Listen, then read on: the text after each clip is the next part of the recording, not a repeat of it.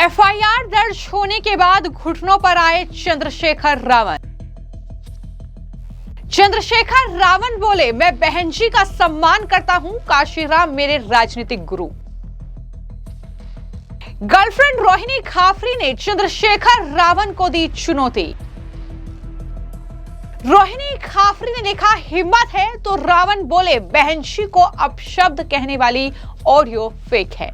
उत्तर प्रदेश के नगीना लोकसभा सीट से सांसद और भीम आर्मी चीफ चंद्रशेखर रावण की मुश्किलें लगातार बढ़ती जा रही हैं। एक बार फिर उनकी एक्स गर्लफ्रेंड ने चंद्रशेखर रावण पर ऑडियो बम फोड़ा है, जिससे वो मुश्किल में फंस चुके हैं। एफआईआर दर्ज होने के बाद अब चंद्रशेखर रावण कैमरे पर बहन जी यानी बसपा सुप्रीमो मायावती के सम्मान की बात कर रहे हैं। वो महिलाओं का सम्मान करते हैं, ये बात भी चंद्रशेखर रावण के जरिए कही जा रही है। दरअसल चंद्रशेखर रावण का रोहिणी खाफरी के साथ फोन पर बातचीत करते हुए एक ऑडियो सामने आया है।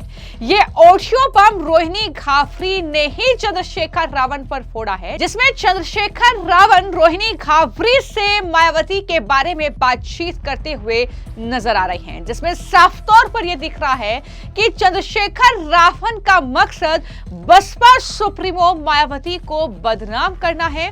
वो तमाम ऐसी बातें इस ऑडियो में कर रहे हैं। लेकिन जब इस ऑडियो को लेकर अब चंद्रशेखर रावण से सवाल किया गया तो उन्होंने जिस तरीके का जवाब दिया है, जाहिर तौर पर उन्होंने इस ऑडियो को खारिज नहीं किया, लेकिन अपनी सफाई में चंद्रशेखर रावण ने यह जरूर कहा कि मैं महिलाओं का सम्मान करता हूं, इसलिए कोई व्यक्तिगत टिप्पणी नहीं करना चाहता।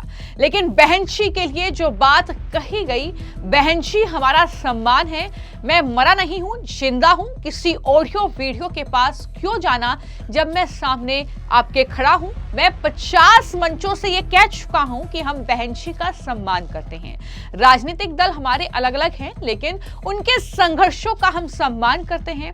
काशीराम साहब हमारे राजनीतिक गुरु हैं, हमेशा सम्मान करते रहेंगे। ये सिद्धांत, ये संस्कार हैं जो हमारे माँ बाप से हमें मिले हैं। हम आज तक उनका सम्मान करते हैं, आगे भी हम उनका सम्मान करेंगे। ये बयान है चंद्रशेखर रावण का। एक न्यूज चैनल को इंटरव्यू देते हुए उन्होंने ये बात कही है इस ऑडियो क्लिप के सामने आने के बाद।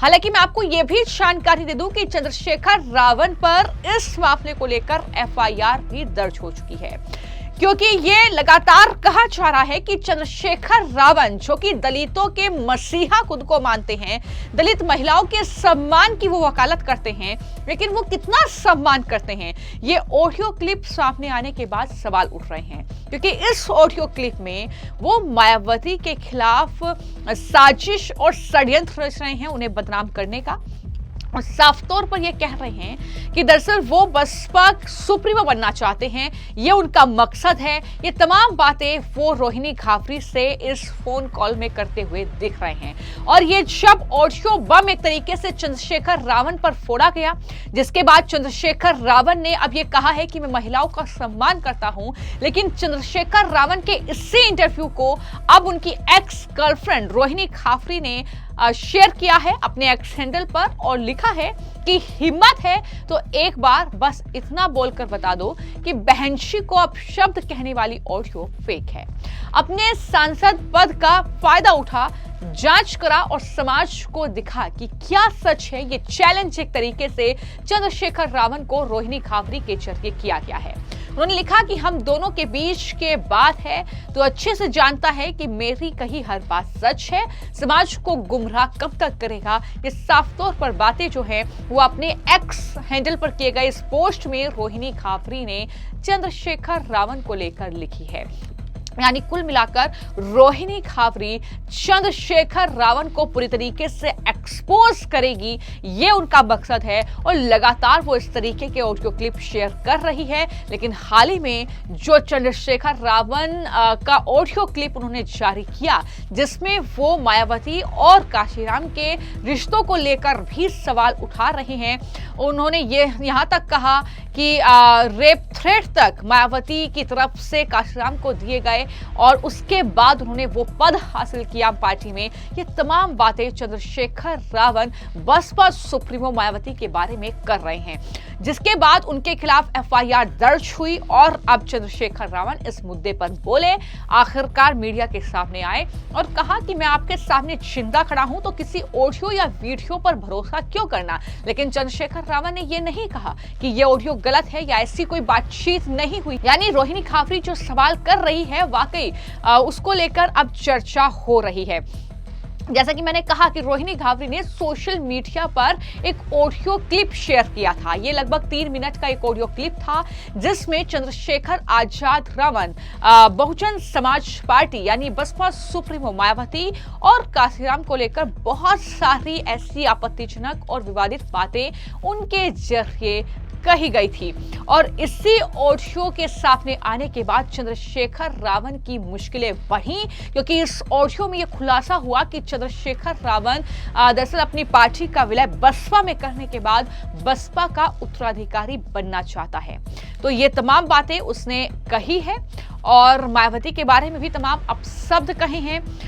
तो इस तरीके से चंद्रशेखर रावण को लेकर लगातार चर्चाएं चल रही हैं कि वो जिस तरीके से खुद को पोर्ट्रे करते हैं मीडिया के सामने, जनता के सामने, कि वो दलितों के बात करते हैं, दलितों के हक की लड़ाई लड़ते हैं और इस तरीके से दलित महिलाओं का सम्मान करते हैं। लेकिन अब जो चीजें निकलकर सामने आ रही है वो चंद्रशेखर रावण के लिए काफी ज्यादा मुश्किलें बढ़ा सकती है। जैसा कि मैंने आपको बताया था कि चंद्रशेखर रावण पर कानूनी कार्रवाई भी इस मामले में हो सकती है। हालांकि ये ऑडियो क्लिप कहीं एआई तो नहीं है, इसको लेकर भी सवाल उठ रहे हैं, जिसकी जांच जाहिर तौर पर पुलिस करेगी। इस मामले में भी शिकायत दर्ज कराई गई है। लेकिन रोहिणी खाफरी के जरिए तो चैलेंज भी दिया गया है कि अगर ये ऑडियो क्लिप जो मैंने शेयर की है अगर वो एआई हुई या फेक हुई तो वो 1 करोड़ रुपए उन्होंने इनाम इसको लेकर रखा है, अगर किसी ने इस ऑडियो क्लिप को एआई साबित किया तो इस तरीके से वो खुलकर चैलेंज भी कर रही हैं। यानी वो ये कह रही हैं कि चंद्रशेखर रावण ने ये बातें कही हैं। चंद्रशेखर रावण ने न सिर्फ मायावती और काशीराम को लेकर ये तमाम बातें कही, बल्कि उन्होंने ये भी कहा कि मायावती ने निजी स्वार्थ में इसके भाइयों ने इसका साथ दिया और इसके भाई इसके लिए इसलिए प्यारे हैं।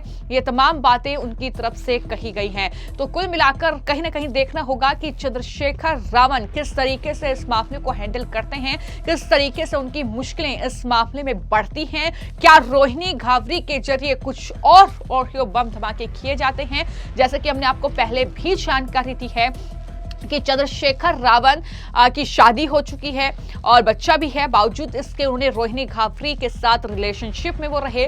और जब इसका खुलासा हुआ, रोहिणी खाफरी ने तमाम आरोप चंद्रशेखर रावण पर लगाए और उसके बाद कुछ इस तरीके के खुलासे लगातार इस मामले को लेकर अब रोहिणी खाफरी के जरिए किए जा रहे हैं, जिससे चंद्रशेखर रावण की मुश्किलें हर रोज सिर्फ बढ़ती हुई नजर आ रही है। फिलहाल आपकी इस पूरे मामले को लेकर क्या राय है हमें कमेंट बॉक्स में जरूर लिखें।